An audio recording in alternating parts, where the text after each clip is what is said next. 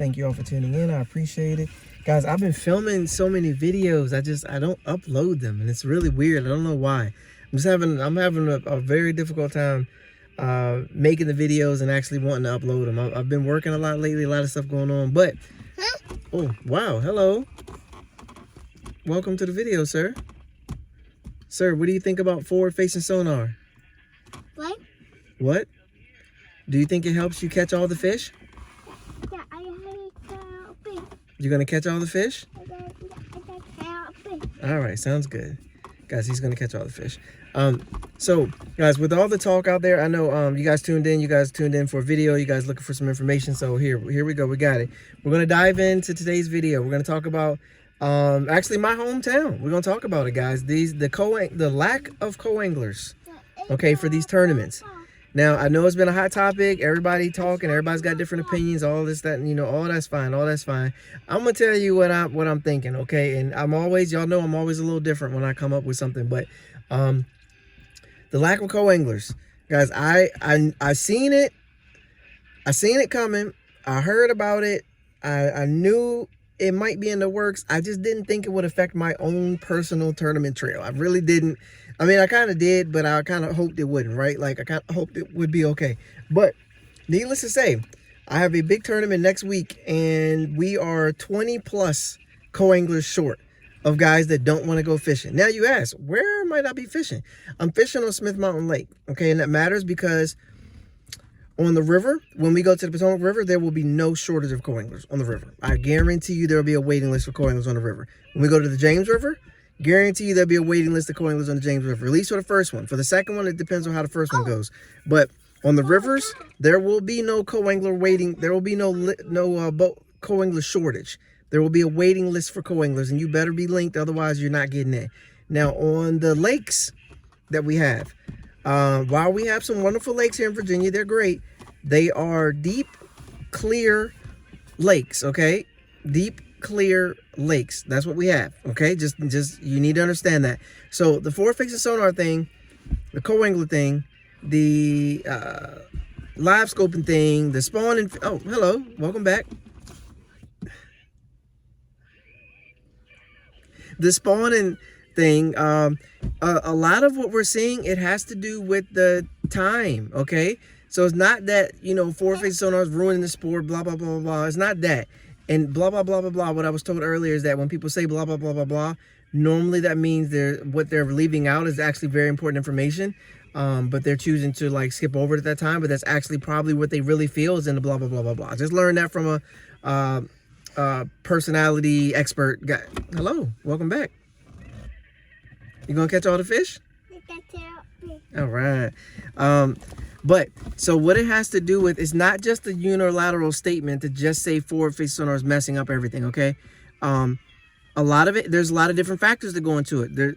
Timing is a big deal, guys. You have to look at the time of the tournaments. If the tournament's at a body of water and a time where the fish are spawning, co-anglers at this point, you're at this point with all the technologies out there, you're literally just tired of being behind someone, having them pull up on the bank, look at one fish for that fish for an hour. They know they only need 5 bites. They have 8 hours in a day.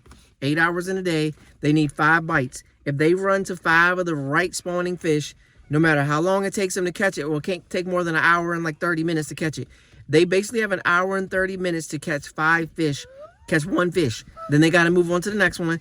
Got to move on to the next one, like type of thing. If you're a boater and you know where 5 giants are, it makes 100% sense as a boater to go catch 5 giant fish and make the most money you can in the tournament. And if it takes you an hour and 15 minutes to catch 1, I mean, you got 8, right? Just keep catching them every hour and 15 and you're fine. So I don't knock a philosophy. I don't knock a thought process. That's not what I'm here to do. I'm not here to bash that. That's not. Welcome back.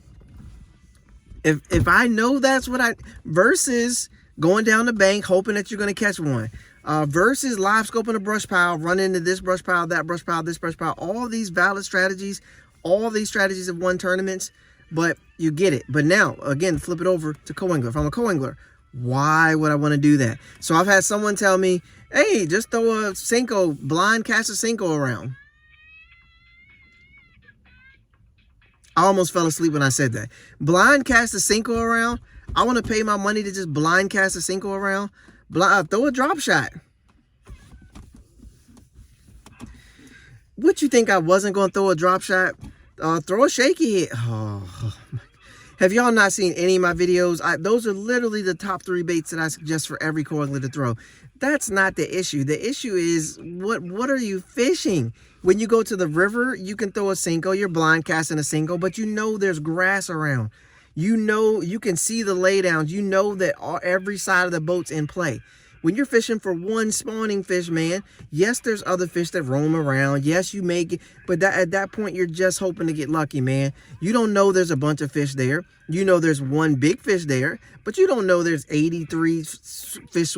Now, if you got a live scope, I guess you do. But guess what? I'm a co. I can't see the live scope. None of that matters to me. There might be a 2-pounder over here, a 6-pounder over here, and a 9-pounder that the guy's fishing for.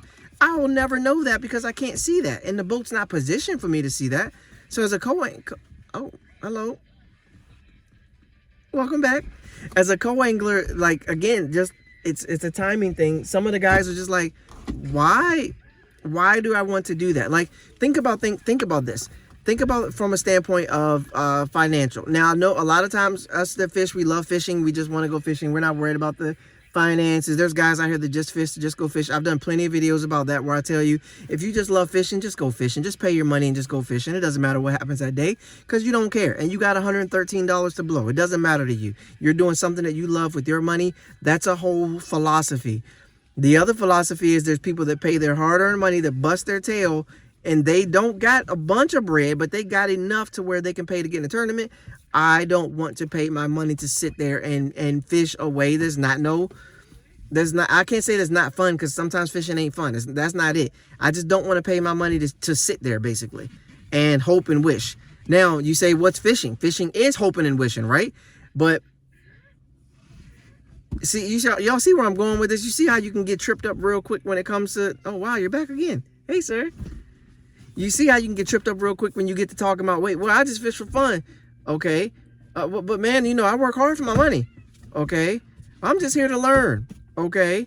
So you need to pay an entry fee and gas money to learn? I guess you do, right? Like, and then you got the boaters saying, okay, so now we got a whole nother take on it, right? So a boater said, all the boaters every single year, you have all those big bad boaters that are like, oh, if you're a co, if you don't like what I'm doing, go get you a boat. Go buy you a boat. Go get you a boat. All these big bad guys out here, that's their go-to statement. You don't like fishing out the back, go buy a boat then. Go buy a boat then. Since you don't like fishing out the back, go buy a boat. That's all. Oh my, how many times have I heard that from some boater?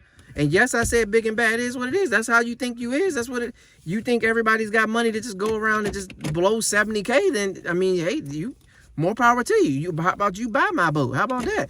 You don't need to now because I got one. But yeah, if that's what people say all the time. If you go buy a boat. Go now. What happened? You told all them co-anglers to go buy a boat. Now, guess what? You're going to have a boater-on-boater draw with your co-angler. The dude you told to buy a boat last year is now going to be in half. He's going to be using your boat half the day because now you got a boater-on-boater draw. So then you're like, well, they need to do away with the boater-on-boater. Yeah, that's fine. Maybe stop telling people to go buy a boat. Maybe just make the day enjoyable for everybody. How about that? See, I started as a very informative video, and then I went to rant. So sometimes that happens. It is what it is. Hello, Noggin. Hi, say hi. Hi. All right. So yes. So look, listen to what I'm saying. See, guys, every time I say something like this, I'm going somewhere with it. But go buy a boat. Okay. Well, he bought a boat. Now what? Now you're gonna share your boat time with him. I hope that Phoenix that you told him he needs to go buy a boat. He bought a tracker. Guess what? Now he got a boater-on-boater draw. Now he gets to run your Phoenix for half the day. Maybe you just think something through before you just holler off your big old comment. If somebody could go buy a boat, they would just go buy a boat. There's not a lot of people who have money to buy a boat that don't have a boat. That doesn't make any sense to me. You're telling someone to go do something. They don't have a boat. They want to be a co-angler. They signed up for, it's like I go to McDonald's and you tell me to go to Arby's. I'm at McDonald's. Go to Arby's. I'm at McDonald's. You tell me to go to Subway. I'm at Chipotle. I don't want to go to Subway. I'm at Chipotle. Are you going to let me in Chipotle or are you going to make me go to Subway? Oh, you want me to go to Subway? Okay, that's fine.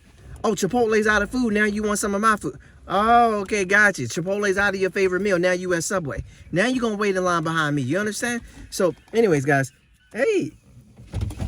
So, I'm telling you, like, it makes it, I hope you keep listening. If you're that big bad boater, I hope you're still listening, okay? Where I'm going with this. It makes sense to just everybody work together. Let everybody have a good day. Everybody goes back home. The co-angler, when he's ready, he gets a boat and he comes out and he does his thing. The boater who was already ready, he does his thing. I mean, it's like my problem is, and the big issue I have with a lot of this talk is that there's so many people that are so quick to project a thought or an idea on someone versus just let's work together, right? Like, let's work together to get everybody to achieve a goal. Like, I don't understand. Like, there's no need for you to down someone else to try to make yourself look better. There's no need to push someone out of the way when we could all work together. There's no need to hold someone back when we can all work together and we can all get there. Like, there would not be a co-angler shortage if the guys could, if we could count on the fact that I'm going to be able to do something when I get on the boat. If you're going to fish for one spawning bass for 2 hours, I don't want to do that. Now, I get it. You need to do that to win. But do you have to position the boat a certain way where I can't make no cast? You can't give me a chance? You can't catch that one and then spin around and let me get the male?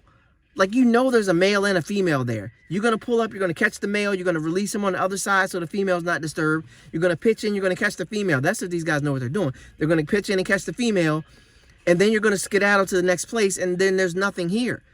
Or if you get your 5, then let's say you get your 5 for spawning fish. You spend 5.5 hours, your co-angler sits there and casts out a Cinco and hope for the best, nothing happens. You get your 5 big ones. Now are you going to run around and give them a chance? At least give them a... That's when it comes down to, that's why people always say these tournaments come down to boat or draw.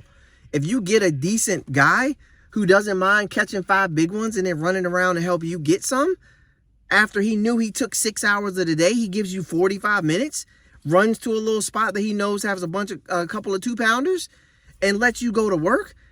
There's boaters that do that all the time, and those guys end up doing well. Then you have boaters that just spend 7.5 hours doing exactly what they want to do, don't care about nothing else. The co-angler zeros, the boater gets a top 5, and the boater says, it's my boat anyway. This was supposed to happen. That dude needs to find his place. He needs to go buy a boat. Like, that's why you say it comes down to the draw. There's some people that their mindset's different. Like, I want to work with you. I want you to do well. I want to do well. That's always my mindset. I want us both to do well. But then you got the guys that are just like, and I don't, and here's, this is the part I think that gets lost in my comments, is I don't fault the guy who just goes for his. That dude has bills. That dude has a mortgage. He's got a wife that's probably been hounding him about making money tournament fishing. He don't got time to worry about getting a co-angler 5 fish. He don't care. He's trying to make sure his boat payment goes through, his mortgage goes through, and to make sure that he can take care of his family. He's not worried about this co-angler guy. I don't fault people that lock in and go for theirs. I don't fault it.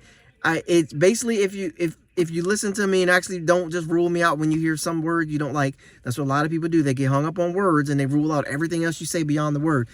I don't fault people for that. I fault the system for that. It's a root cause issue, guys. It's a root cause. It's not like the rules are different. There's some people that still think there's an imaginary line in the middle of the boat that you're not supposed to cast over. And you'll get that boater that looks at you weird when you cast a certain spot.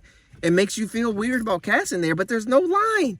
There's no line. There's nothing in the line that says that you can't cast a certain way in the boat. There's nothing. It just says don't handicap each other. Y'all read the rules if you don't believe me. Go read the rules.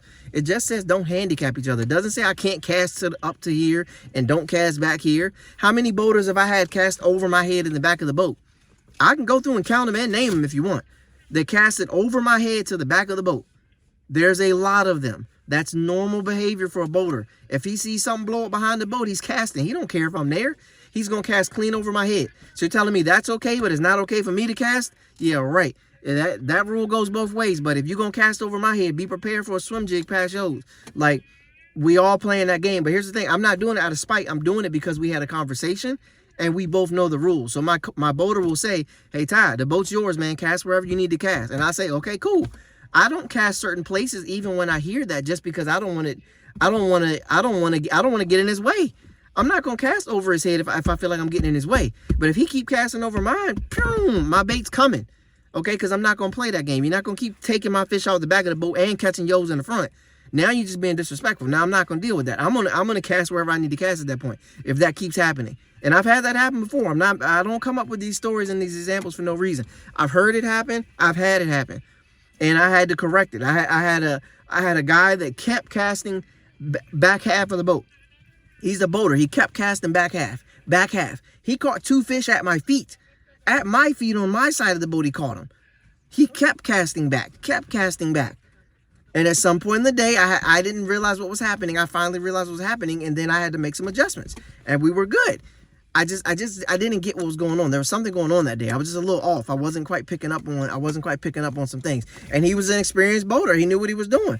If I won't say nothing, it's the same thing. If you're not saying nothing, you don't seem like it's bothering you, shoot, cast wherever you want, right? Like, so I don't fault him. I had a bad day. I had a really bad day. That was one of my worst tournaments I can think of in my brain. One of the worst tournaments I could think of. I just had a bad day. I was off my game, and it is what it is. It happens to everybody, right? But anyways, hope this video helps. I kind of went a couple different places. I didn't quite initially plan on going, but hopefully this helps. Thank you guys for tuning in. This has been an episode of Bass Furious TV. You guys have been awesome. At the end of the day, I just want everybody to treat as best as possible. Respect everybody. We all go out here. We all have a good time. And we all come back in with some fish and we all get some checks, man. Let's stop fighting each other and let's get this money, right? We have an organization that's handing out money and we over here fighting each other. Like, let's stop fighting each other. Let's work together. You get your fish, I get my fish. We stay out of each other's way. I've been preaching this forever since I've been on this topic. You stay out of my way, I stay out of your way. We get our fish.